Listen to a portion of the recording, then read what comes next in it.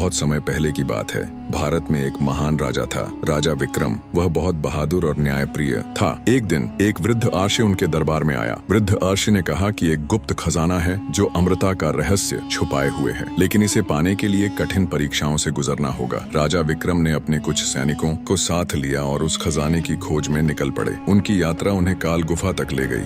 गुफा में घुसते ही राजा के सामने एक बड़ा पत्थर का द्वार आया, जिस पर लिखा था, सच्चा और निडर व्यक्ति ही आगे बढ़ सकता है। पहली परीक्षा थी लालच का त्याग। राजा के सामने सोने से भरा एक कमरा था। वहाँ लिखा था, अगर यह तुम्हारा है तो ले जाओ, लेकिन जो लालच करेगा वह यहीं फंस जाएगा। राजा ने बिना रुके आगे बढ़ने का फैसला किया। तभी सारा सोना धूल में बदल गया। दूसरी परीक्षा थी भय से मुक्ति। एक विशाल काय राक्षस प्रकट हुआ और उसने चुनौती दी कि अगर राजा डरते नहीं हैं तो लड़कर दिखाएं। राजा ने अपनी तलवार निकाली, लेकिन जैसे ही उन्होंने वार किया, राक्षस धुएं में बदल गया। यह सिर्फ एक छलावा था। तीसरी परीक्षा थी सही चुनाव। राजा के सामने दो मूर्तियां थीं, एक सोने की और दूसरी मिट्टी की। वहाँ लिखा था, सही मूर्ति को चुनो वरना खजाने तक नहीं पहुँच पाओगे। राजा ने सोचा और मिट्टी की मूर्ति को चुना। अचानक वह चमक उठी और एक दिव्य ग्रंथ प्रकट हुआ। राजा ने ग्रंथ खोला। उसमें लिखा था, अमर खजाना धन नहीं बल्कि ज्ञान है। जो ज्ञान को अपनाता है वही अमर हो जाता है। राजा विक्रम ने यह सीख अपने राज्य में फैलाने का निश्चय किया। उन्होंने लोगों को सिखाया कि सच्चा खजाना सिर्फ धन नहीं बल्कि ज्ञान और सच्चाई होती है। सच्ची अमृता धन से नहीं बल्कि अच्छे कर्मों और ज्ञान से मिलती है। यही राजा विक्रम की सीख थी जो हमेशा याद रखी जाएगी।